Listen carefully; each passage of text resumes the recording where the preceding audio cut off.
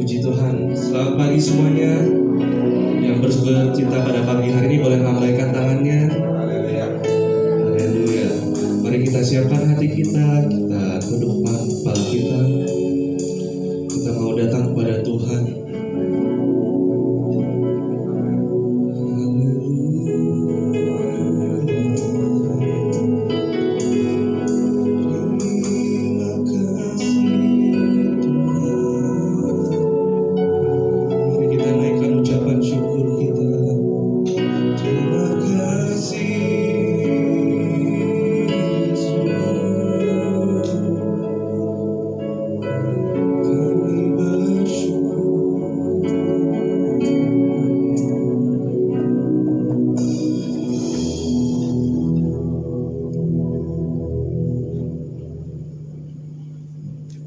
Terima kasih Bapa di surga, kami bersyukur berterima kasih kesempatan lagi Engkau masih berikan kepada kami untuk kami datang kepadamu. Kami percaya anugerah Tuhan besar terus dalam hidup kami. Sebabnya sebelum kami masuk lebih dalam lagi dalam setiap pujian penyembahan kami mohon Engkau kuduskan kami, basuh kami dengan kuasa-Mu, ampuni kami Tuhan dari setiap pelanggaran kami, dari setiap kelalaian-kelalaian kami. Ampuni kami sehingga pagi hari ini ketika kami menaikkan pujian penyembahan kami percaya kuasa-Mu, Roh Kudus-Mu, bahkan Engkau yang sendiri bertahta di atas setiap pujian penyembahan kami. Terima kasih Bapa di surga, ibadah kami dari awal pertengahan sampai pada akhirnya kami motorkan terus ke dalam tangan Tuhan. Kau ambil alih, Kau kuasai semuanya. Biarlah kami terus tetap tertuju kepada Engkau. Fokus kami saat ini hanya kepada Engkau. Berdoa biarlah kami Tuhan Kau pakai kami hamba-hamba-Mu, pelayan-pelayan-Mu. Kuasa-Mu, urapan-Mu, otoritas-Mu berdaulat dalam hidup kami. Sehingga setiap apa yang kami kerjakan saat ini semuanya hanya untuk menyenangkan hati Tuhan. Bahkan kehadiran jemaat yang ada, kami percaya mereka datang ke tempat ini membawa setiap beban persoalan mereka. Kami percaya ketika mereka kami sama-sama beribadah bersama-sama dengan di tempat ini memuji memuliakan Tuhan, kami percaya kami pulang dengan kebebasan, kami pulang dengan kemenangan karena kuasa-Mu bekerja di dalam setiap hidup kami. Terima kasih Tuhan Yesus, terima kasih. Kami berdoa kalau ada kuasa kegelapan yang mengganggu jalannya ibadah kami, mengganggu setiap fokus kami, mengganggu sarana prasarana yang kami pakai, dengan satu hati kami tolak hancurkan kuasa iblis dalam nama Yesus, dalam nama Tuhan Yesus Kristus. Kami percaya hanya kuasa-Mu bekerja di tempat ini. Kami penuh dengan kebebasan kami memuliakan Tuhan, terlebih ketika kami menikmati kebenaran-kebenaran firman-Mu.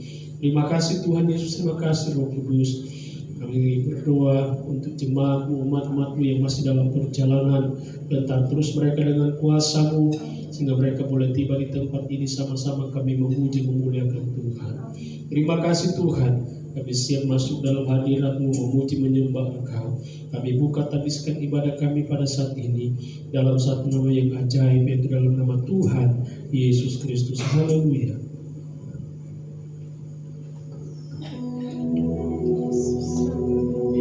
Kami datang kepadamu Tuhan,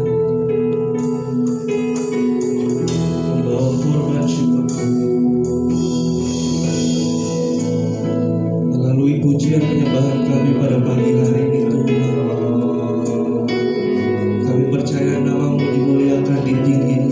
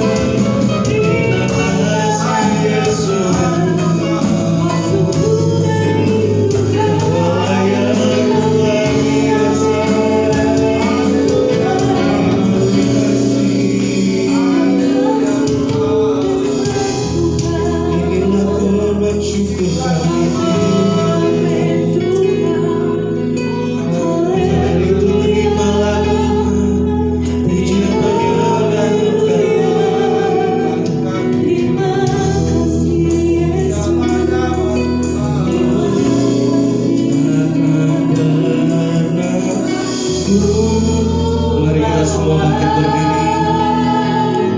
Selain yang terbaik yang harus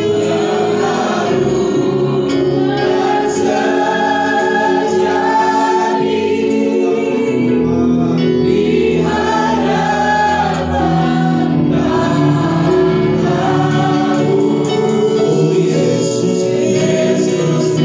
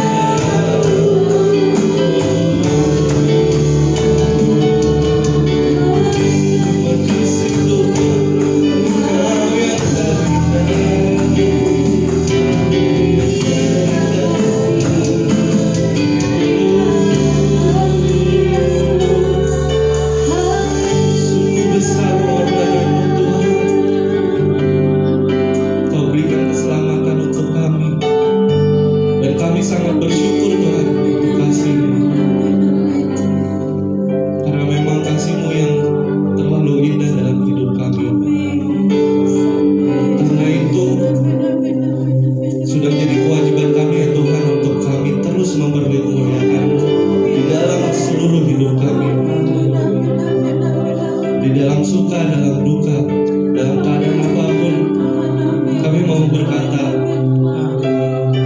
Engkau Yesus satu-satunya di hidup kami. Sungguh besar.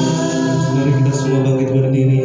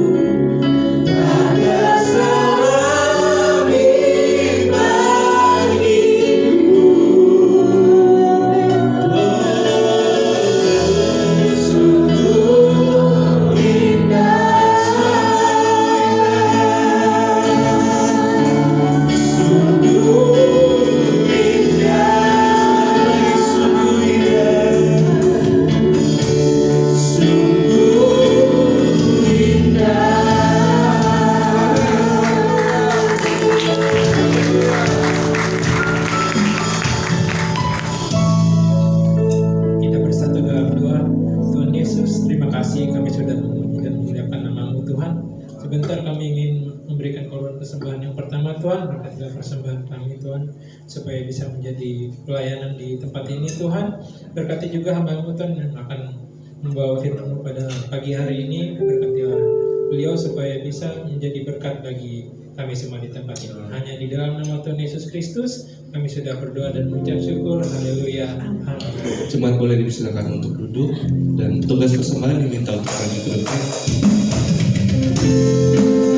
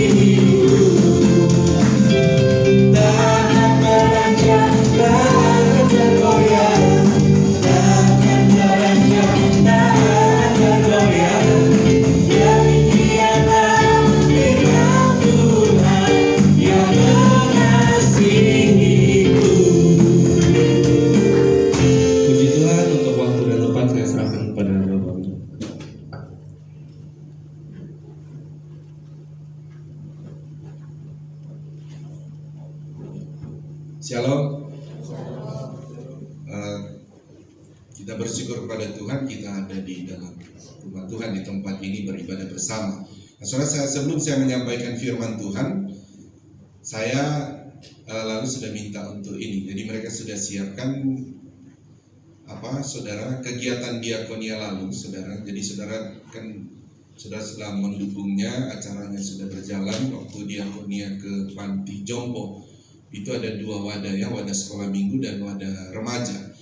Dan mereka telah ke sana dan saudara akan menyaksikan saudara kegiatan pada waktu ke sana. Ada cuplikan sedikit sebelum kita mendengarkan firman Tuhan. Waktu dan tempat saya persilakan.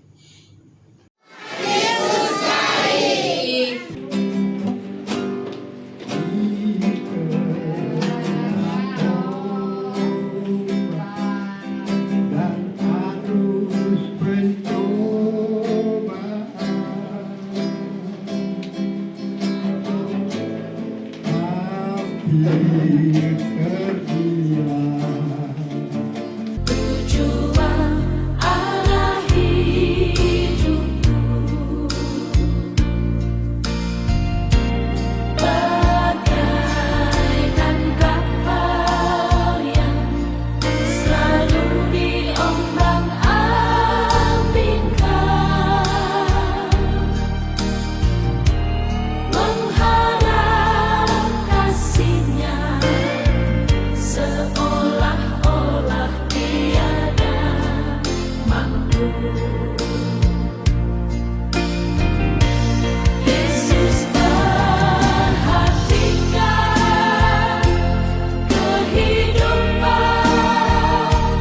yang orang yang sudah rusak dibetulkan dengan penuh kasih sayang. Yesus perhatikan tiap tetesan air mata. Dia mengenal hatimu yang penuh penyesalan dosa. Ya, mari tepuk tangan semuanya.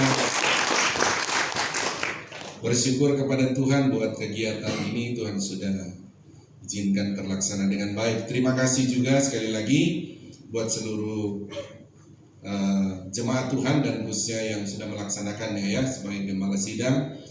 Di sini ini saudara memang setiap tahun saudara, makanya kalau saudara lihat ini wadah di sini kenapa kegiatannya banyak. Jadi memang setiap awal tahun mereka itu sudah buat program namanya diakonia. Jadi entah wadah sekolah minggu, wadah remaja, wadah pria, wadah wanita, wadah diakonia umum. Ya, jadi mereka akan bertugas mau kemana kita seperti tahun depan. Jadi kayak ini mereka sudah mulai mikirkan lagi tahun depan kita mau kemana. Ya, jadi kalau ini mereka ke Panti. Ya, kenapa digabung? Karena ternyata 2 wadah ini mereka ternyata punya hati yang sama. Jadi baik wadah sekolah minggu mau ke Panti Jompo, jadi remaja juga ya, punya hati yang Tuhan taruh untuk ke Panti Jompo sehingga mereka gabung dan mereka berangkat bersama ke sana. Adapun saudara, kalau saudara sering dilibatkan kan saudara, setiap wadah pasti ya istilah saudara seringkali saudara melihat ada jualan, ada cari dana lagi gitu. Nah, itu karena memang saudara mereka akan ke sana. Adapun saudara kalau ada sisanya, karena kan itu mereka sudah buat anggaran. Nah, ada sisanya itu pasti semua mereka akan salurkan ke diakonia umum. Nah, diakonia umum ini itu yang kalau saudara lihat seringkali donor darah. Pokoknya diakonia umum ini harus berdiakonia ada 5 kali kalau tidak salah ya, 5 kali. Jadi kita kalau 1 tahun ini diakonianya hampir sekitar hampir 10 kali ya saudara diakonianya di gereja ini. Oke, saya percaya saudara Islam Tuhan itu bagian daripada kita melakukan firman Tuhan ya. Karena gereja ini tidak boleh kita sebagai jemaat hanya datang beribadah, harus ada saudara, ada buah-buah dalam hal baik vertikal dan horizontal dalam kehidupan kita. Ya, oke, saudara, sampai di sana saya menyampaikan ini. Sekali lagi terima kasih buat jemaat Tuhan dan khususnya wadah sekolah minggu dan wadah remaja yang telah melaksanakan acara ini. Sekarang kita masuk pada pemberitaan firman Tuhan, saudara. Saudara, kita akan bicara begini, saudara. Saya sudah siapkan lalu kan, saudara, dalam topik kita tentang Roh Kudus. Itu topik kita, saudara, dan saya menyiapkan tema-tema kecil ya, dalam 9 poin atau 9 tema kecil saya menyiapkan itu. Ya, kita telah membahas tentang Roh Kudus kaitan dengan Pentakosta, Roh Kudus kaitannya dengan pribadinya dan pribadi Bapa dan Anak dan Roh Kudus sendiri. Dan kita sudah bicara juga Roh Kudus kaitannya dengan saudara, dalam kitab perjanjian lama dan kitab perjanjian baru. Minimal saudara sudah punya gambaran bagaimana Roh Kudus pada waktu di perjanjian lama dan bagaimana dia dalam perjanjian baru dan dalam kekekalan dia. Nah, saudara, itu yang ketiga. Yang keempat, saya berkata, saudara, kita akan bicara mengenai Roh Kudus, saudara, kaitannya dengan kehidupan praktikal kita. Nah, kehidupan praktikal kita pun saya bagi dua, saudara, di mana kita akan bicara kehidupan praktikal kita dalam hal horizontal kita, dan bagaimana, saudara, minggu depan kita akan bahas juga kehidupan praktikal kita, Roh Kudus kaitan dengan kehidupan praktikal kita secara vertikal, saudara. Ya, oke, sekarang kita akan bahas, saudara, Roh Kudus kehidupan praktikal dalam hal horizontal. Sebab itu kita akan bahas dulu, saudara. Kita akan membaca firman Tuhan di dalam Yohanes pasal 14 ayat yang ke-26. Mari kita membaca ayat ini. Satu ayat ini. Yohanes 14 ayat 26. Mari bangkit berdiri. Di lantai bawah juga mari bangkit berdiri. Kita baca bersama-sama ayat ini ya. 1, 2, 3.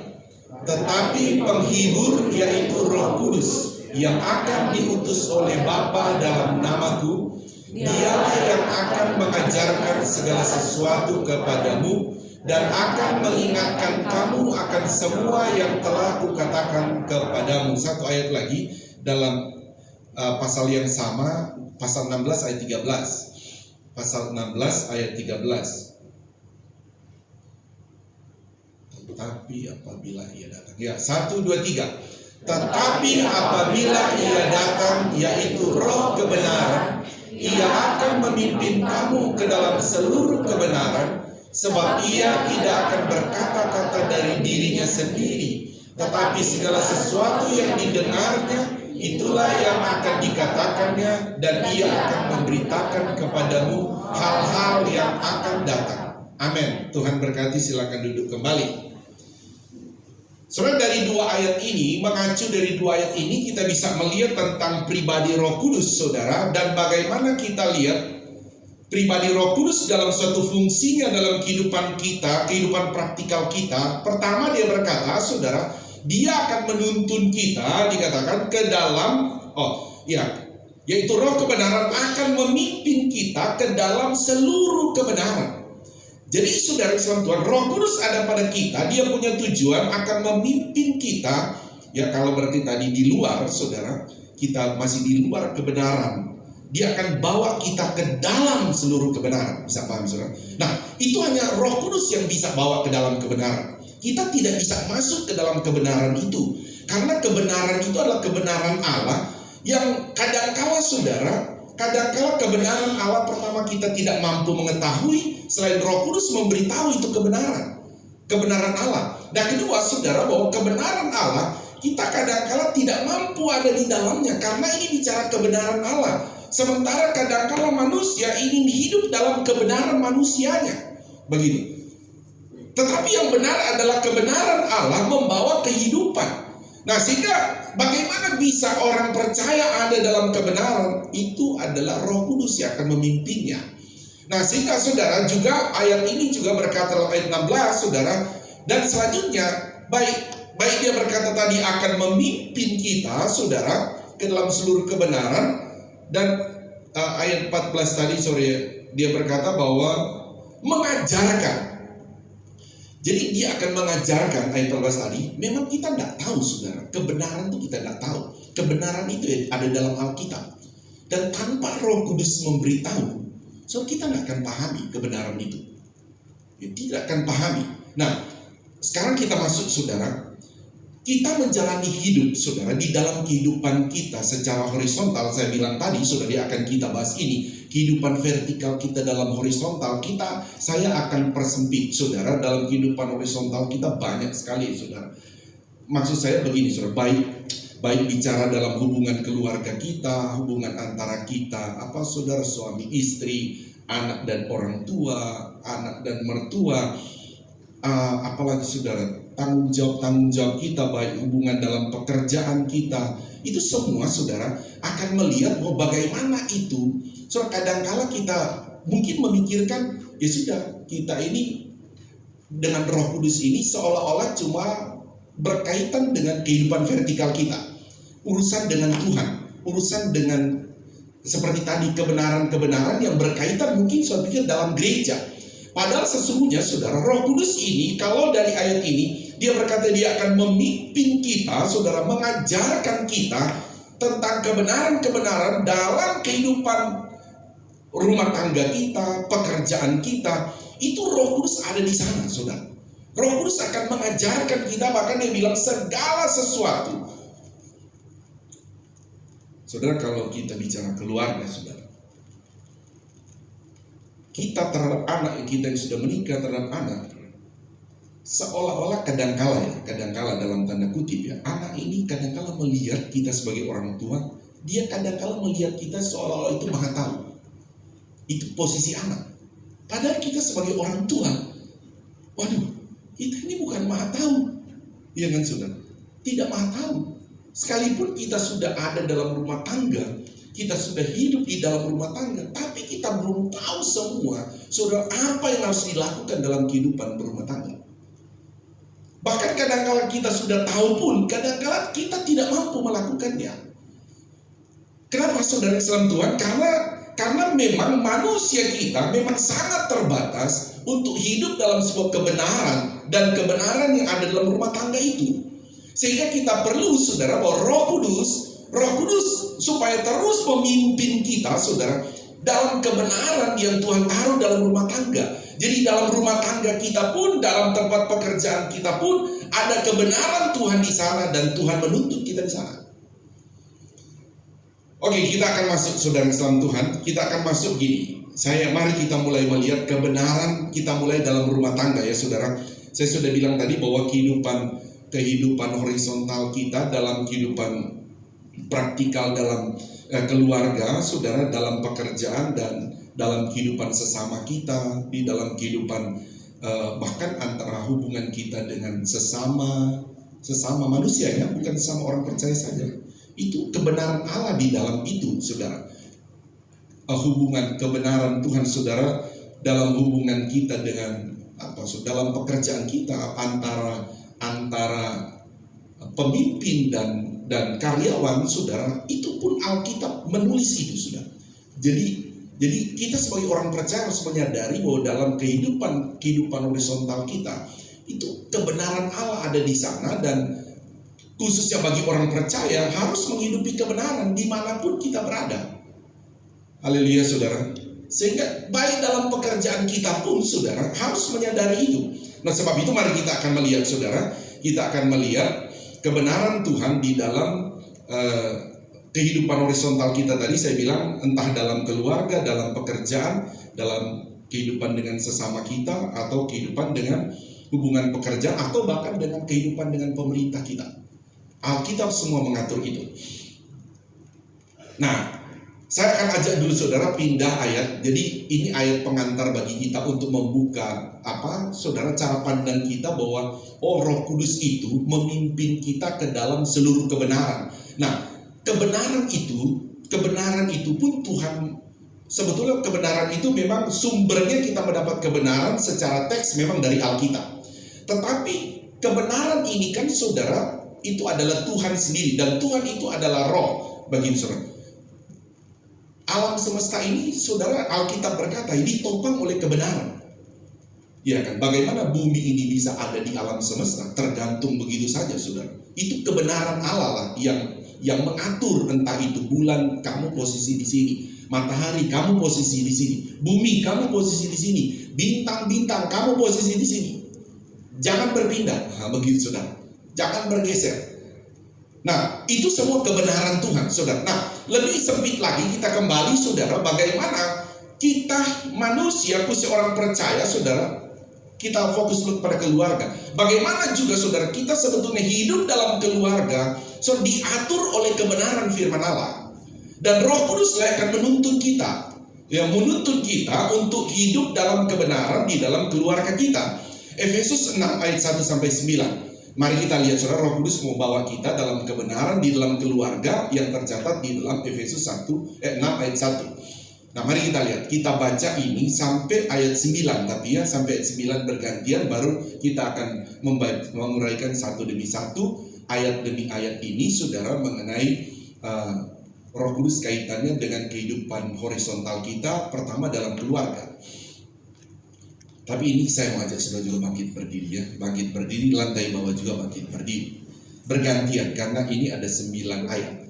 Bergantian, saya ayat 1, saya ayat 2. Hai anak-anak, taatilah orang tuamu di dalam Tuhan, karena haruslah demikian. Ini adalah suatu perintah seperti yang nyata dari janji ini. Supaya kamu berbahagia dan panjang umurmu di bumi. Dan kamu bapak-bapak, janganlah bangkitkan amarah di hati anak-anak, tetapi didiklah mereka dalam ajaran dan nasihat Tuhan. Hai hamba-hamba, taatilah Tuhanmu. Nah, ini sudah hubungan antara pemimpin dan bawahannya dalam pekerjaan. Yang di dunia dengan takut dan gentar dan dengan tulus hati, sama seperti Kristus, sama seperti kamu taat kepada Kristus. Jangan hanya di hadapan mereka saja untuk menyenangkan hati orang, tetapi sebagai hamba-hamba Kristus yang dengan segenap hati melakukan kehendak Allah.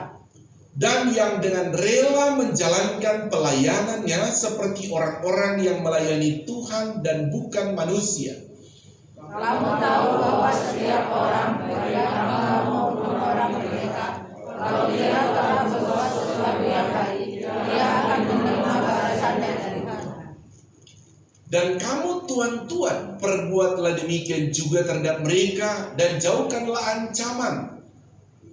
Nah ini kita ini hubungan pekerjaan. Tuan-tuan tidak boleh ngancam karyawannya.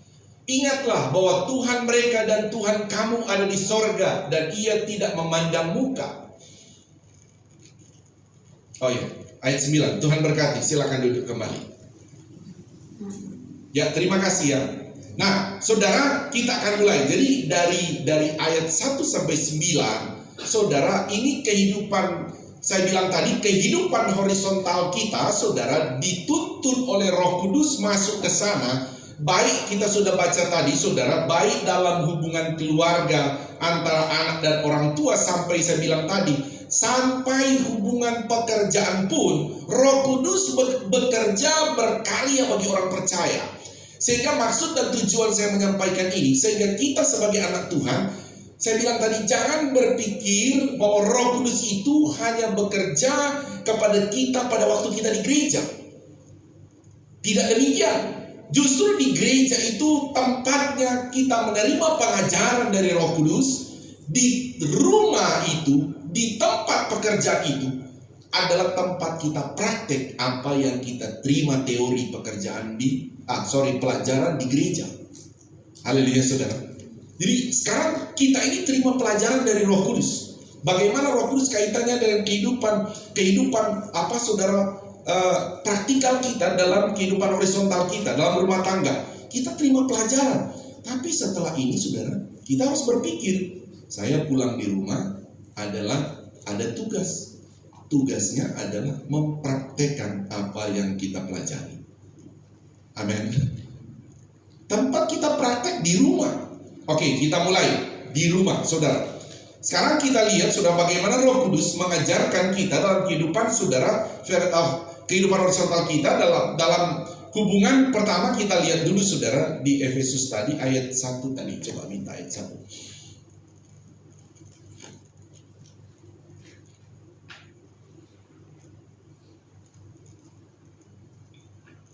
Hai anak-anak, Coba kita baca 1, 2, 3. Hai anak-anak, taatilah orang tuamu di dalam Tuhan, karena haruslah demikian.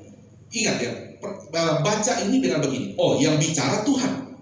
Ya kan saudara, yang bicara ini Tuhan melalui Rasul Paulus untuk menyampaikan, bilang kepada anak-anak. Ini antara hubungan anak dan orang tua. Bagaimana di dalam keluarga? Begitu saudara. Ini yang saya bilang tadi saudara. Kalau tanpa Roh Kudus memang kadang-kala kebenaran itu kan adalah baik, menguntungkan kita. Tapi kalau kita mau hidup dalam kebenaran itu, saudara, itu berat. Coba dulu, siapa yang merasa anak-anak di sini? Ya, semua kan kita anak-anak ya, kecuali sudah tidak punya papa mama. Oke, saya mau tanya dulu, yang belum nikah saja. Coba angkat tangan yang belum nikah, belum nikah. Siapa yang belum nikah? Oh ya, banyak ya, di lantai bawah juga.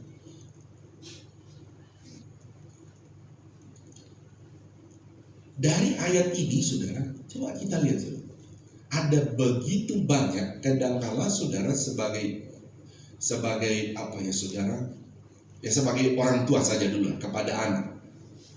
Begitu banyak saudara aturan-aturan yang mungkin juga tanpa orang tua sadari, sebetulnya aturan yang dibuat dalam keluarga itu saudara adalah aturan-aturan yang dia petik dari firman Allah. Saudara, memang begini saudara, ketika kita buat aturan di setiap rumah tangga kan ada aturan nih saudara, ada aturan yang tapi usahakan tidak boleh lepas saudara, tidak boleh lepas dari bagaimana kita mau menerapkan aturan, tapi mengambil semua minta dari Tuhan atau berdasarkan firman Allah.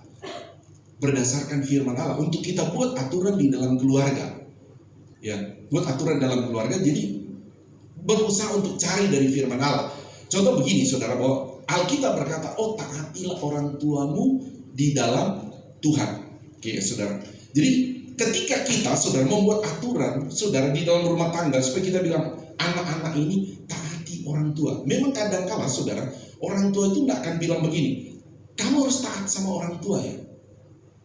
Kenapa saudara? Kadang-kala orang tua juga lupa tanggung jawabnya. Seharusnya berbicara apa kata firman Allah. Kalau memang firman Allah bilang taati orang tuamu, kita harus bilang sesuai teks itu. Memang kadang-kala saudara kita rasa, bilang sama anak sudah agak gede, kadang-kala jadi ribut. Nah ini dia saudara. Padahal saudara, ini firman Allah yang mengatur di dalam rumah tangga. Yang dibuat aturan ini, yang membuat bukan orang tua, tetapi yang membuat adalah Tuhan sendiri.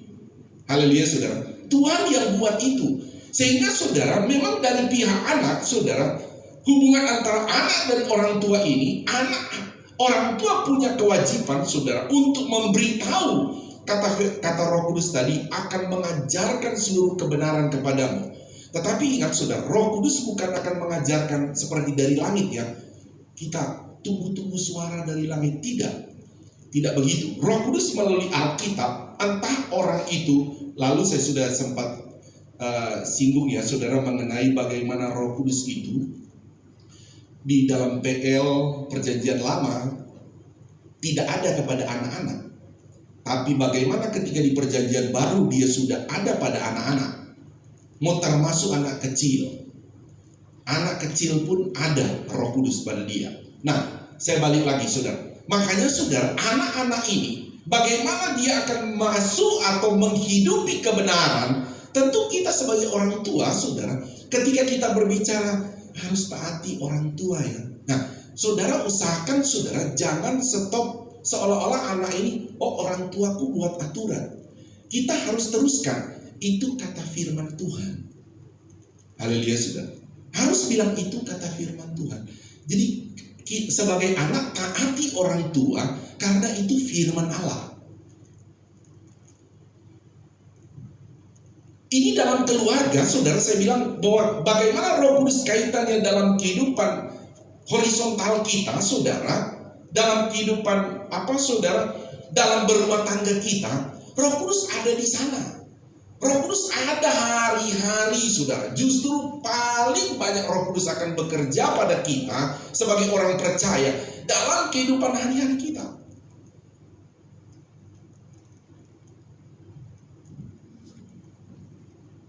Nah, coba begini ya, saudara. Ini anak-anak ya, taatilah orang tuamu. Tapi ingat ada kelanjutannya apa, saudara? Di dalam Tuhan. Nah, ini juga orang tua harus ingat. Di dalam apa, saudara? Tuhan.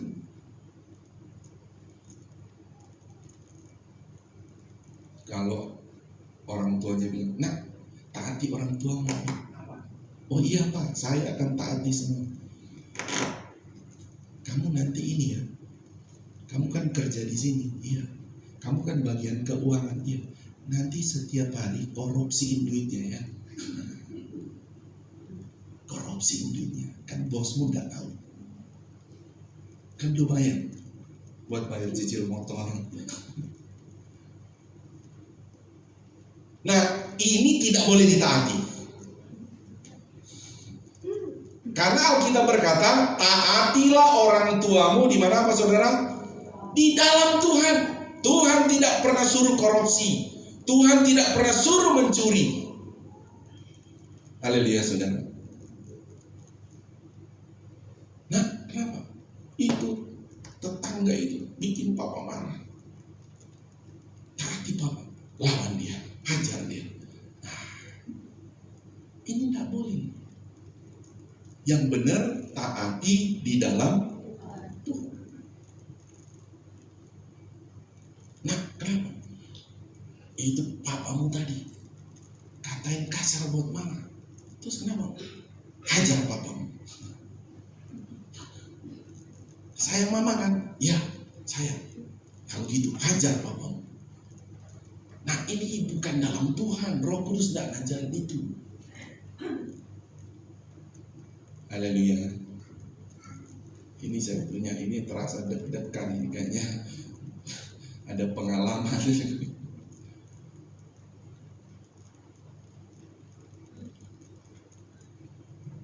Oke, jadi agak ini ya, saudara, agak apa, saudara?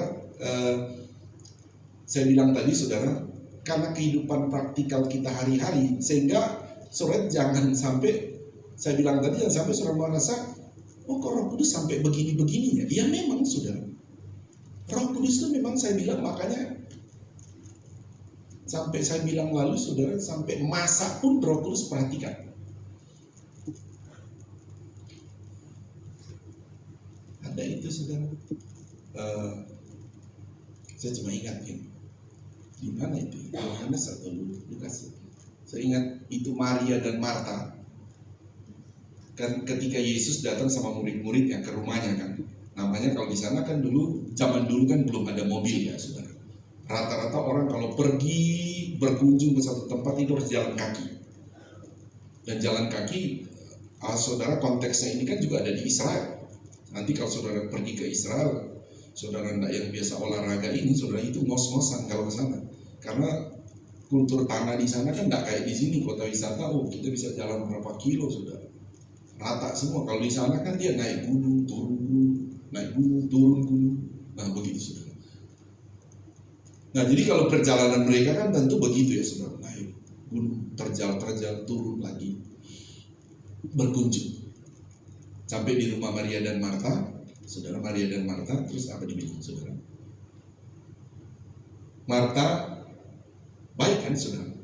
Pertama Maria, oh dia melayani Yesus, gitu. Melakukan tugas pelayanan kepada Yesus. Terus Marta menyiapkan, murid-murid lain duduk. Marta ini saudara masak, saudara, masak. Setelah dia masak, siap-siap buat mereka, Marta bilang begini, Yesus, kenapa engkau membiarkan Maria itu tidak membantu saya, malah dia duduk di situ. Nah, saudara perhatikan apa Yesus lakukan, saudara. Dia bilang kepada Marta bahwa Maria telah melakukan yang terbaik daripada kamu. Saudara, maksudnya begini, saudara. Lah kan Marta masak, orang ini kan capek nih. Kalau orang capek datang ke rumah, Siapkan apa saudara? Minum. Coba aja saudara, ibu-ibu, saudara punya suami pulang lebih capek, saudara siapkan minum. Waduh saudara, dia langsung terima kasih. Bahkan suami bisa bilang, besok kamu mau beli apa? Cuma dikasih minum. Tapi kenapa Yesus mencela Marta saudara? Dia marah, Yesus bahkan marah. Karena Marta melakukannya dengan ternyata protes, bersungut-sungut, ngedumel Martanya. Makanya di dalam hubungan rumah tangga, saudara, segala sesuatu yang kamu lakukan, entah ke suami kepada istri lakukan kepada suami, entah itu cuma kasih air putih, hal yang gampang rasanya, saudara, atau anak pada orang tua cuma minta tolong, kamu tolong pindahin motor, kamu tolong geserin kursi, atau kamu tolong ini, hal yang kecil. Pokoknya apapun kalau dilakukan dengan persungutan tidak berkenan kepada Tuhan. Tidak akan memberkati orang tua, tidak akan memberkati. Sebetulnya sesuatu kebenaran kita lakukan di dalam kebenaran, ya Roh Kudus kan menuntun kita dalam kebenaran. Di dalam hubungan keluarga tadi kita melakukan sesuatu saudara, tapi kalau dilakukan dengan persungutan, Roh Kudus tidak akan memberkati perbuatan itu.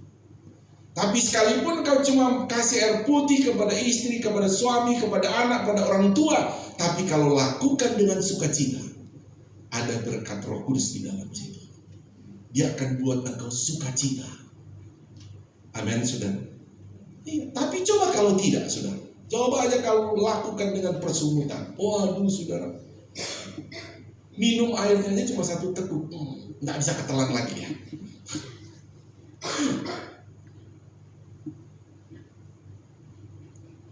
Ya, saya balik lagi. Saudara, bagaimana Alkitab ini kembali dia berkata, anak-anak, kita balik kepada anak-anak ya saudara. Anak-anak dikatakan taati orang tuamu di dalam Tuhan. Selanjutnya itu apa saudara? Boleh tidak, boleh enggak. Boleh ya, boleh tidak, atau memang harus? Harus. Haleluya saudara. Harus. Ini Alkitab bilang. Harus, kalau tidak saudara, Roh Kudus tidak akan bekerja di dalamnya. Makanya anak-anak harus lihat saudara akan berjalan dalam tuntunan Roh Kudus. Saudara melihat dari rumah tangga, dari keluarga, engkau orang mentaati orang tua atau tidak. Kalau di dalam keluarga engkau tidak mentaati orang tua, itu pasti di luar pun Roh Kudus tidak akan tuntun kamu. Roh Kudus tidak akan tuntun. Karena keluarga itu kan saudara adalah organisasi pertama yang Tuhan buat. Sebelum engkau punya organisasi kumpulan, anak muda sekarang kan banyak ini saudara. Banyak komunitas-komunitas. Jadi istilah sekarang komunitas, tapi itu sebuah organisasi kecil bagi mereka. Tidak salah punya organisasi di luar, tapi ingat itu komunitas atau organisasi di luar itu hanya sebuah tambahan yang cukup jauh dari pusat organisasi inti yang Tuhan bangun, yaitu dalam keluarga. Dan Roh Kudus bekerja di dalamnya, saudara.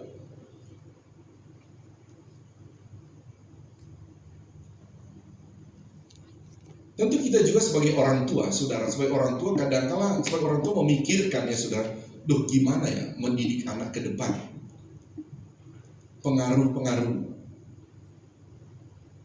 media sosial ini, nggak begitu saudara?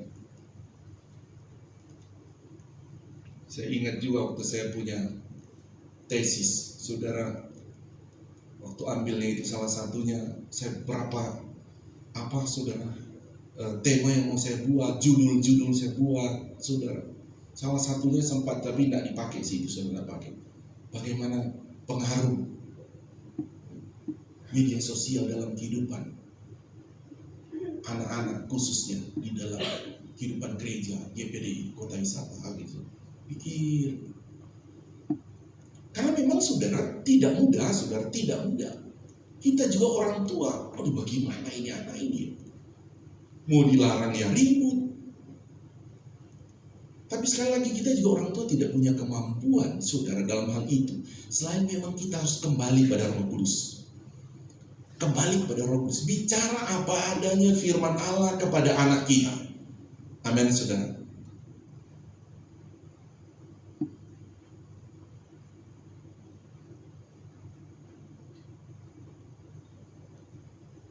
Ayat 2, saudara. Ayat 2. Mari baca. Ini masih anak-anak dengan ini ya, orang tua berarti. Mari 1, 2, 3. Hormatilah ayahmu dan ibumu. Ini adalah suatu perintah yang apa saudara? Penting. Amin saudara. Saudara, saya bilang dari awal tadi, saudara anak-anak atau bukan? Jadi kalau saya bicara ini jangan sampai juga kita orang tua berpikir hanya ini ya saudara, oh anak saya. Ini memang firman Allah saudara firman Tuhan. Tentu saat ini siapapun kita semua anak. Kalau tadi saudara ayat 1 dia berkata saudara, coba ulang ayat 1 saudara, dia kata apa saudara? Masa pesan terakhir harus, amin saudara, harus taati, harus. Yang kedua dikatakan ayat 2, hormati ayahmu. Itu adalah suatu perintah. Ayahmu dan ibumu. Itu adalah suatu perintah yang penting. Itu penting. So ketika kita tidak mau saudara mengekspresikan hormat kepada orang tua, Roh Kudus nggak akan berkarya. Jadi Roh Kudus ini memang sebetulnya saudara setiap hari menuntun kita pada kebenaran firman Allah dalam konteks keluarga kita. Dia tuntun kita di situ saudara. Yang kadang-kala kita sebagai anak kadang-kala lupa. Kadang-kala lupa bahwa ternyata sebetulnya saudara mentaati orang tua itu adalah memang cara Roh Kudus bekerja dalam kehidupan kita di dalam rumah tangga. Begitu juga saudara, Roh Kudus sampai berkata untuk menghormati orang tua itu adalah perintah yang penting. Dan ingat loh saudara, ini perintah bukan dari pendeta, perintah dari Tuhan. Amin saudara, perintah dari Tuhan. Ini penting.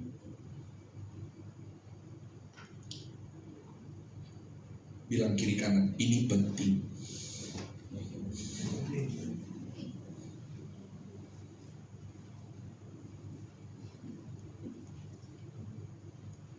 Bilang sama saya, sama-sama saya. Amin.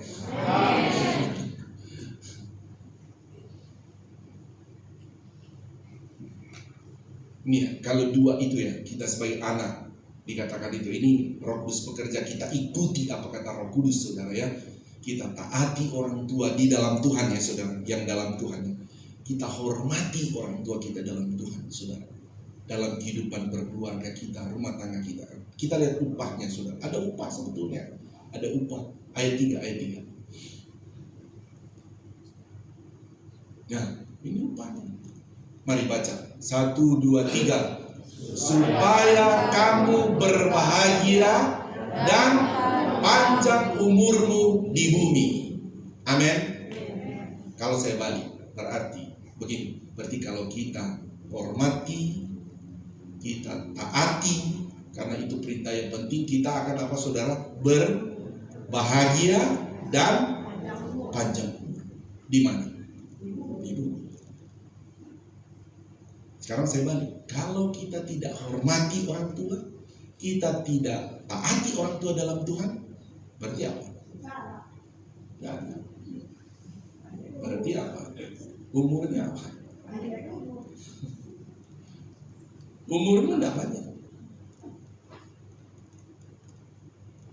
Kamu tidak berbahagia. Saya ingat saudara Daud dan Absalom. Daud sudah tahu Absalom itu laskar perang luar biasa itu. Daud sudah tahu kamu tuh akan jadi raja, kamu akan mewarisi takhta kerajaan. Tapi Absalom bukannya hormati bapaknya, tapi dia berontak sama bapaknya. Dia kudeta bapaknya punya kerajaan. Dia lawan bapaknya. Dia tidak hormati bapaknya. Dia cuma ikut apa kata orang di luar. Orang-orang dia punya kumpulan-kumpulan di luar itu kasih masukan yang negatif-negatif. Pokoknya kamu hebat kok kamu. Udah kamu rebut takhta bapakmu. Tapi apapun saudara firman Allah tidak boleh orang rubah. Sistem dalam keluarga, aturan dalam keluarga yang buat itu Tuhan. Amin saudara. Yang buat itu Tuhan. Sehingga Absalom coba betul-betul dia lakukan masukan dari orang-orang yang orang-orang yang tidak takut akan Tuhan. Absalom ikuti ajaran itu. Satu waktu saudara ada peperangan begitu saudara. Orangnya Absalom kejar orangnya Daud coba kejar dia. Tidak sampai terjadi peperangan, tapi Absalom ketika dia bawa kuda sekencang-kencangnya, ternyata di situ ada pohon yang bercabang. Dia kan di atas kuda lewat di bawah, pergi. Absalom nyangkut di sana. Kudanya pergi, Absalom ada di situ. Absalom mati, umurnya pendek. Saudara, bukan menakuti kita. Tentu kita hanya lihat firman Allah. Oh, ternyata Roh Kudus bekerja juga dalam keluarga. Makanya saudara yang selalu Tuhan, kita semua saudara harus menerapkan ajaran firman Tuhan dalam keluarga. Kalau kita terapkan ajaran firman Tuhan, ikuti kata Roh Kudus saudara, kita pasti berbahagia dan panjang umur.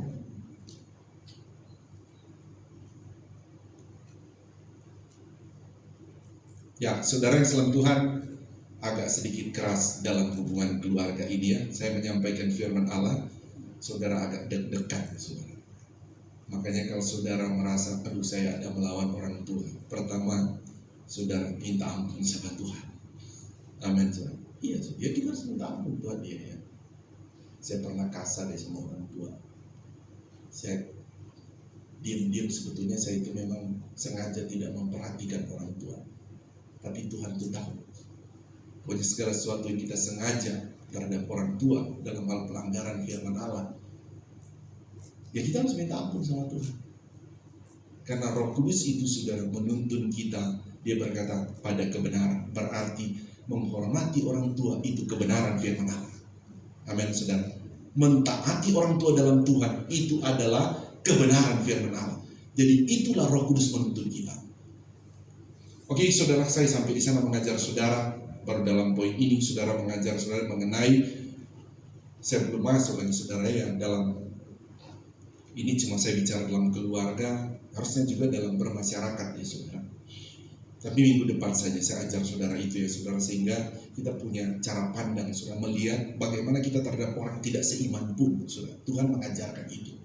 Tuhan mengajarkan sehingga kita mampu membedakan posisi kita bermasyarakat dalam beriman dan kehidupan dalam bermasyarakat yang bernegara, saudara.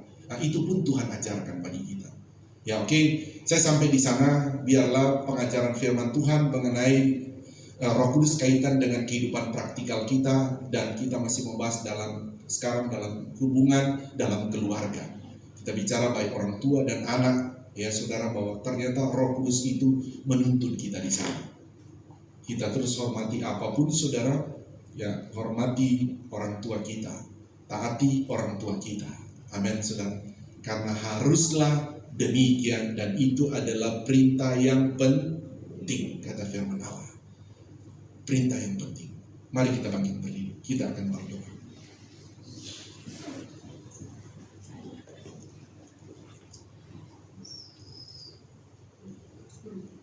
Kita tunduk kepala. Haleluya, haleluya. Terima kasih Tuhan. Saudara, sebelum saya berdoa, saya mau ajak saudara berdoa pribadi. Saudara mungkin yang masih taruhlah saudara sudah tidak ada orang tua, tapi saya yakin ada ajaran-ajaran Bukan untuk saudara menyembah orang tua saudara yang sudah pulang ke sorga ya. Tapi ada kebenaran-kebenaran yang sudah diajarkan oleh orang tua kepada saudara, dan itu cara Roh Kudus mengajarkan kita melalui orang tua kita. Atau orang tua saudara masih ada ya saudara. Ada kebenaran-kebenaran yang saya sempat bilang tadi. Kadang-kala orang tua tanpa sadari sebetulnya itu adalah kebenaran, atau memang dia kutip dari firman Allah untuk diajarkan kepada kita sebagai anak. Mari kita bersyukur atas ajaran itu. Dan kalau mungkin sudah melalui firman Allah ini kita terpikirkan juga, iya ya, ada ajaran orang tua yang saya tidak taati, bahkan saya melawannya, itu juga berdosa. Tapi ada kesempatan ini kita berkata, Tuhan ampuni, Tuhan ampuni saya, basuh saya dengan darah, karena sesungguhnya itu adalah perintah yang penting dari Tuhan, tapi saya melawannya, saya menolaknya. Bahkan itu tanpa disadari telah mendukakan Roh Kudus. Mari kita berdoa kepada Tuhan, berkata, Tuhan ampuni saya Tuhan, karena Engkau pun bekerja dalam kehidupan keseharian kami, dalam kehidupan dalam rumah tangga kami. Engkau bekerja ya Roh Kudus. Bahkan tujuan Engkau bekerja justru membawa kami dalam keluarga ke dalam seluruh kebenaran-Mu Tuhan. Bahkan ada berkat-berkat dalam keluarga itu akan terjadi. Kami akan berbahagia dalam keluarga kami. Kami akan panjang umur dalam keluarga kami. Roh Kudus, kami berdoa kepadamu, setiap kami anak-anak-Mu Tuhan, setiap kami yang ada saat ini, pertama kami datang kepadamu, ampuni setiap salah dosa kami. Kami bukan berdosa kepada orang tua, tapi kami berdosa kepadamu Tuhan. Karena kebenaran-Mu Tuhanlah yang mengajarkan kepada orang tua kami, sehingga kami kadang menolak kebenaran itu. Sekali lagi ampuni kami, basuh kami dengan darah-Mu Tuhan, basuh kami dengan darah-Mu. Biarlah kehidupan kami Tuhan dalam keluarga, hubungan antara anak dan orang tua, suami istri dalam keluarga, oleh darah Kristus kami dipulihkan oleh Tuhan. Melalui kuasa Roh Kudus kami akan menikmati curahan sukacita, curahan kebahagiaan dari Tuhan dalam rumah tangga kami. Karena Roh Kudus berkarya secara luar biasa, secara praktikal dalam keluarga kami. Terima kasih, berkati orang tua kami, berkati istri, berkati anak ya Tuhan, berkati dalam nama Yesus, dalam nama Yesus. Sebelum saya akhiri doa ini, saya harap saudara berdoa, memberkati suamimu, memberkati istrimu, memberkati anakmu, memberkati orang tuamu. Engkau keluarkan dari mulutmu, engkau berkata, Tuhan saat ini Tuhan mohon berkati orang tua saya, berkati mama papa saya, mami papi saya. Mohon berkati, kita juga sebagai orang tua berkata, Tuhan berkati anak-anak saya, berkati anak-anak saya. Engkau suami istri juga berkata, Tuhan tolong berkati Tuhan suami saya, berkati istri saya. Engkau sebagai oma opa, engkau berkata, Tuhan berkati anak mantu cucu saya, berkati. Sebelum engkau tinggalkan tempat ini, mari engkau berseru, biar Tuhan turunkan berkat bagi mereka. Biar Tuhan turunkan berkat-Mu Tuhan dalam keluarga kami.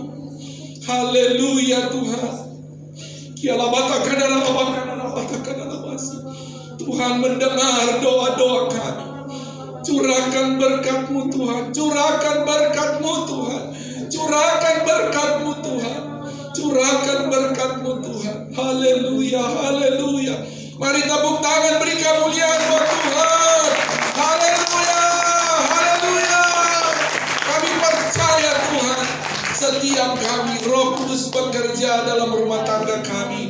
Roh Kudus memberkati dalam rumah tangga kami, sehingga kami akan menikmati pengalaman-pengalaman secara praktikal dalam Engkau ya Roh Kudus dalam hubungan keluarga kami. Kami akan menikmati pengalaman dengan Tuhan, dan kuasa-kuasa iblis Tuhan yang merusak hubungan dalam keluarga yang ada. Hancurkan semua kekuatan iblis, hancurkan pekerjaan iblis dalam nama Yesus.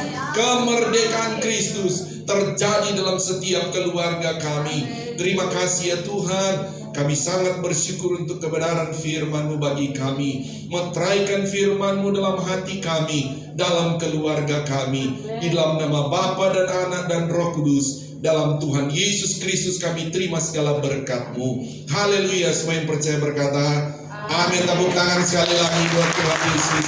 Haleluya, haleluya. Tuhan berkati, silakan duduk. Saya serahkan pada yang bertugas. Puji Tuhan, diberkati dengan firman Tuhan, amin. Saatnya kita akan melakukan korban persembahan yang kedua. Tugas pesanan boleh maju ke depan. Nanti doa akan dipimpin oleh saudari Sel. Kita semua bersatu dalam doa. Tuhan, saudara kami membawa korban persembahan yang kedua ya Tuhan. Berkati atas tangan-tangan yang memberi Tuhan, biarlah persembahan kami ini Tuhan dapat berkenan di hadapan-Mu ya Tuhan. Yang dalam nama Tuhan Yesus Kristus, haleluya, amin.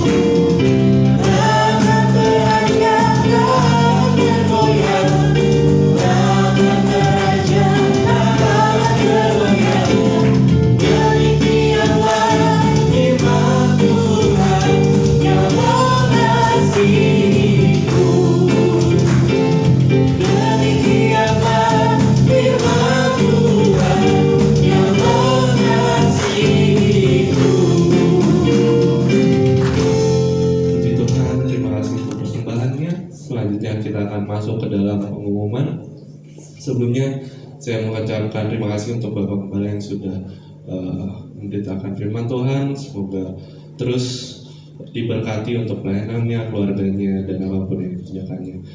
Lalu juga terima kasih untuk petugas WL, pemain musik, singers, multimedia, kolektan, dan juga usher.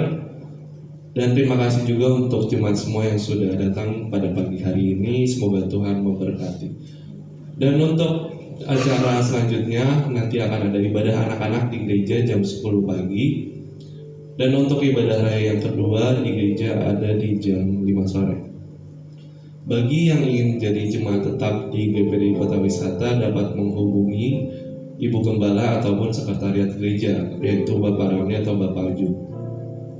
Untuk persembahan persepuluhan dapat ditransfer ke rekening BCA 7400516574 atas nama yang Cemanore.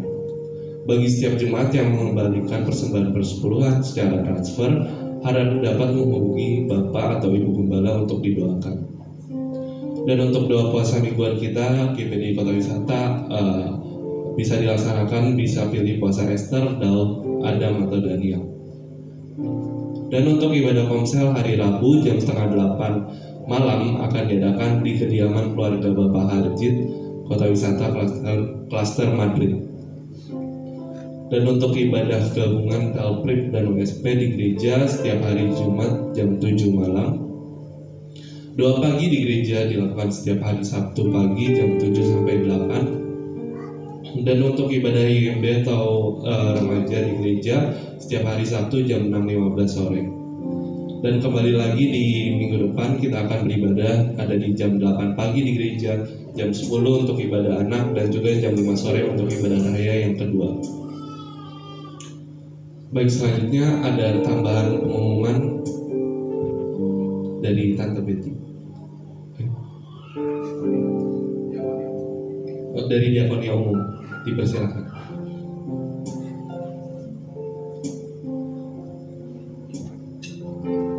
Terima kasih atas waktu dan tempat.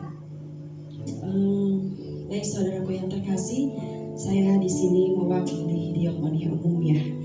seperti tadi Bapak Gembala sudah katakan, di gereja kita ini ada wadah diakonia umum ya. Dalam setiap wadah ada diakonia, dan salah satunya adalah diakonia umum yang kemarin dilaksanakan dari diakonia anak sekolah minggu dan YB. Di sini saya mau menjelaskan apa sih itu diakonia umum. Diakonia umum ini kegiatannya adalah dalam 1 tahun itu ada 6 kali.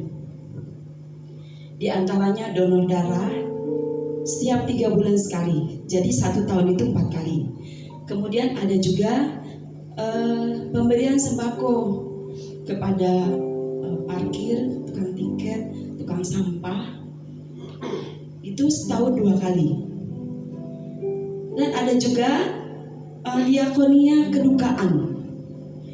Di gereja kita ini, di GPD Air Siloam ini, setiap jemaat yang terdapat di GPD Air Siloam akan mendapatkan layanan kedukaan. Layanan kedukaan ini kita bekerja sama dengan Yayasan Berkat Maranatha Peduli Indonesia YBMPI, di mana layanan kedukaan ini melayani setiap jemaat yang mengalami kedukaan akan disediakan peti jenazah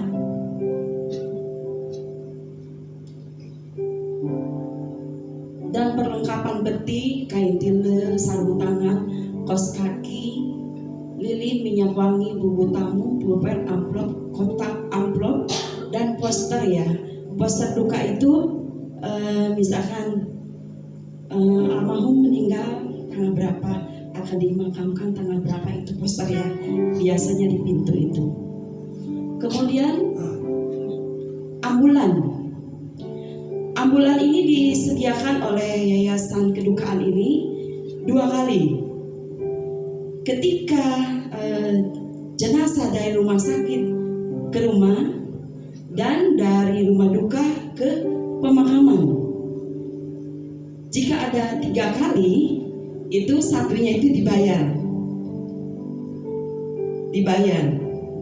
oleh keluarga duka ya. Kemudian tanah makam ini hanya yang tertera di sini ya. Tanah pemakamannya TPU Pedurenan, yaitu di Bantar Gebang Setu Bekasi ya. TPU Mangunjaya Tambun Bekasi, dan TPU Pondok Rangon ya, di dekat kita di Cibubur. Cuma saya mau ingatkan, di TPU Pondok Rangon ini sudah tidak terima baru. Jadi karena sudah penuh, jadi tidak diterima, tidak ada penerimaan lagi untuk pemakaman baru, terkecuali ada keluarganya yang sudah dimakamkan di situ, bisa ditumpuk seperti kemarin almarhum Om Ayuding, karena ada putranya di sana, jadi dia bisa dimakamkan di sana, dan itu akan diurus oleh kami gereja dan Yayasan Maranatha tersebut. Kemudian ada juga rumah duka. Rumah duka ini tidak termasuk di sini ya. Rumah duka itu ditanggung sendiri. Cuma ada rumah duka yang bekerja sama dengan yayasan ini. Ini bekerja samanya seperti apa? Bukan gratis, tapi dibayar. Hanya biasanya kalau misalkan rumah duka tidak kerjasama dengan yayasan ini, begitu jenazah masuk dikenakan biaya 500 sampai 1 juta rupiah yang tidak kerjasama. Tetapi kalau yayasan, kalau rumah duka yang kerjasama, begitu masuk jenazah tidak dikenakan biaya, terkecuali biaya ini ya, memandikan jenazah, terus formalin. Di lain yang tadi 3 deh, itu dikenakan biaya. Juga tempat rumah duka itu tidak ditanggung oleh yayasan atau gereja. Jadi di luar yang 4 poin itu ditanggung sendiri. Itu. Nah ini formalin, pemandian jenazah, makeup jenazah, tenda di TPU juga. Kalau kemarin di Pondok Rangon tenda untuk pemakaman gratis dari tanah pemakaman, tetapi untuk keluarga itu kita sewa lagi ya, tergantung tanah pemakaman itu berapa biayanya. Juga biaya yang gali pemakaman itu juga ditanggung oleh keluarga. Terus bunga tangan, bunga salib, bunga meja, bunga tabur itu oleh keluarga duka. Kemudian ada update peti. Upgrade peti. Biasanya kalau misalkan rumah dukanya tidak kerjasama, dia ada standar. Seperti kemarin Oma Yuing masuk ke rumah duka yang di Pondok Rangon ini, dia ada standar peti. Dari dari yayasan kedukaan ini kita dapat peti yang standar, harga 2 juta sampai 2 juta setengah. Tetapi rumah duka itu mau peti yang tidak kerjasama dengan dia, mau di atas 4 juta. Jadi harus upgrade. Itu ditanggung juga oleh keluarga duka ya.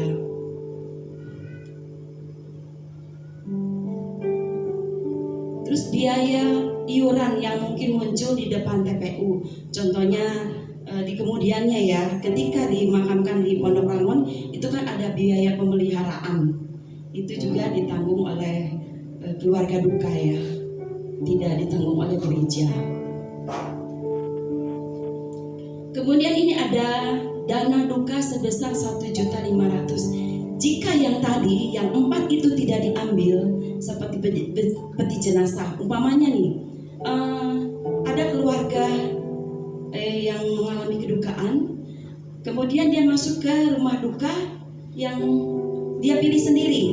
Biasanya rumah duka itu kan ada paket-paket, ada paket peti, paket ambulan dan sebagainya. Jadi keluarga ini mau menggunakan paket ini seperti mamanya Ibu Lia kemarin ya. Dia tidak mengambil dari gereja. Jadi semuanya adalah paket dari rumah duka. Maka itu yayasan GBMP ini akan mengeluarkan dana 1.500.000 karena paket itu tidak diambil.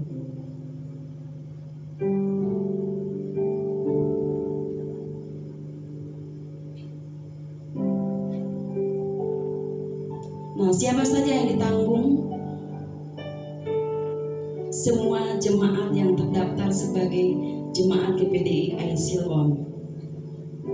Tidak dipungut biaya, semuanya sudah ditanggung oleh gereja, iurannya tiap bulan, dan kebetulan bulan ini kami sudah perpanjang untuk 1 tahun ke depan. Ada yang tanya sama saya, itu dananya dari mana? Iya, dari diakonia. Diakonia itu dari mana? Uangnya seperti tadi Bapak Gembala katakan, salah satunya adalah dari kegiatan kemarin YMB dan anak sekolah minggu. Jika ada kelebihan masuklah ke dana diakonia. Cukup enggak itu? Kalau saya katakan tidak cukup. Karena dalam 1 tahun ini kita mengeluarkan dana pengobatan, dana donor darah aja kita 4 kali 2,5 juta. Kali 4 udah 10 juta. Belum ini diakonia kedukaan. Belum lagi diakonia untuk pembagian sembako, untuk parkir tukang sampah itu 1 tahun 2 kali. Dari mana? Itu dari jemaat yang tergerak untuk mengisi dana diakonia. Saya tidak menutup kemungkinan boleh, karena semua ini untuk kita ya. Dari kita, untuk kemuliaan bagi nama Tuhan. Itu aja. Jika ada yang tidak mengerti, boleh tanyakan kepada saya. Ada lagi Bapak Gembala? Itu aja. Terima kasih. Tuhan Yesus memberkati. Terima kasih. Dan kita akan ada tambahan lagi dari Bapak Gembala.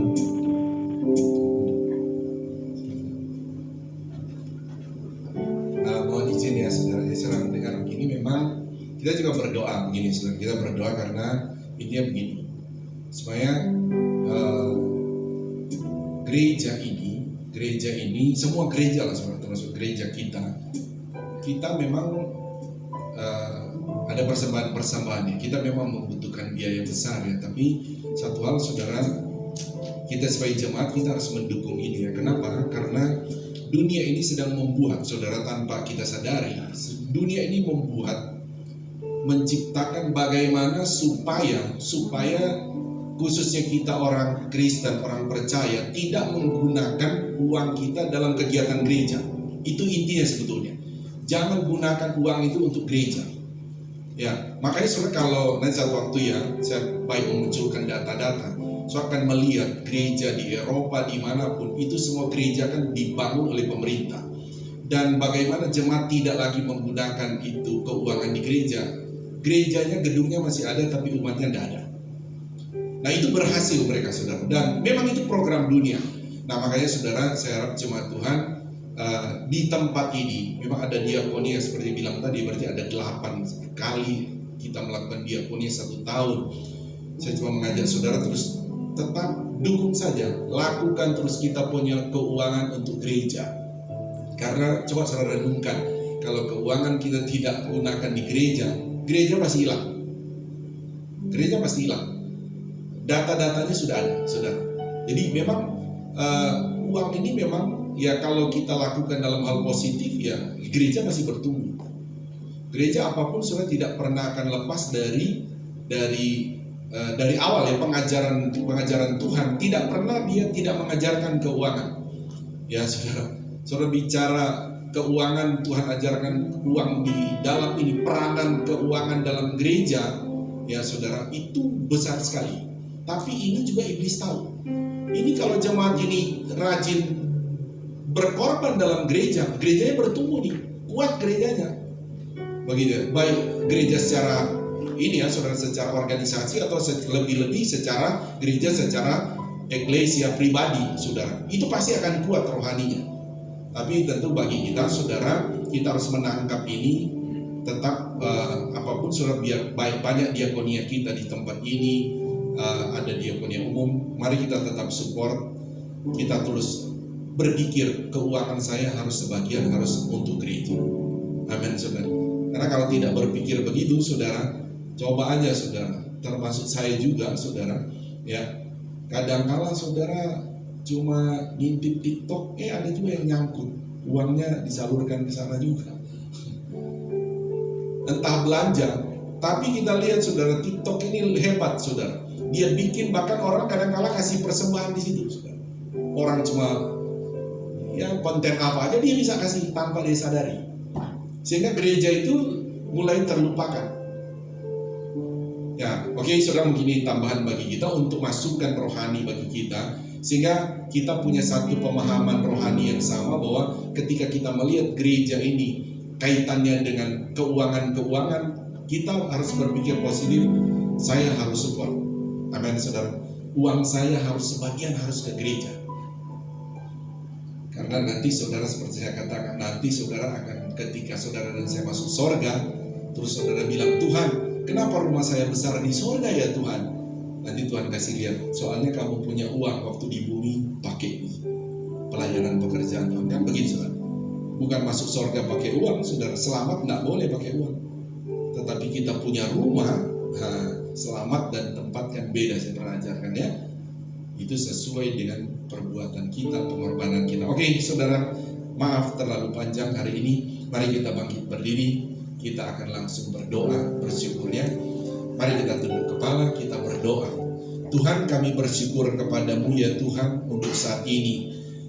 Setiap kami yang datang, kami percaya Tuhan melawat kami. Apapun jenis pergumulan kami, Tuhan, Engkau tahu persis pergumulan kami. Dan juga kami tahu persis Tuhan kami adalah penolong bagi kami. Tuhan kami adalah jawaban bagi kami. Yang datang dengan lemah Tuhan kuatkan, yang datang dengan sakit Tuhan sembuhkan, yang datang dengan tertutup jalan Tuhan bukakan jalan. Sepanjang minggu kami akan beraktivitas, urapi kami Tuhan, sehingga aktivitas apapun yang kami kerjakan, baik dalam rumah tangga, dalam pekerjaan kami di kantor, di toko, atau apapun di pendidikan, di mana saja kami beraktivitas, biar kami beraktivitas dalam pengurapan Roh Kudus, dalam tuntunan Roh Kudus, dan biar Tuhan buat berhasil apa yang kami kerjakan. Terima kasih, kami bersyukur untuk ibadah kami saat ini. Pertemukan kami pada ibadah yang akan datang di tempat ini ya Tuhan. Kami akhiri ibadah kami terima berkat daripada-Mu. Mari angkat kedua belah tangan kita. Inilah kami anak-anak-Mu ya Bapa di sorga, mengangkat tangan kami kepadamu adalah terus pengakuan iman kami bahwa keselamatan hanya ada di dalam nama Tuhan Yesus Kristus. Engkau juga yang jadi segala sumber berkat buat kami. Mohon berkati kami semua dengan berkat-berkat rohani yang luar biasa. Mohon juga berkati kami dengan berkat-berkat jasmani secara luar biasa. Saudaraku, terimalah berkat daripada Allah Bapa, cinta kasih sayang daripada Tuhan Yesus Kristus, penghiburan, persekutuan, kuat kuasa, pengurapan baru dari Roh Kudus memenuhi, memberkati kita semua saat ini sampai Maranatha. Tuhan Yesus Kristus datang kembali menjemput kita semua. Haleluya, mari taruh tangan di dalam.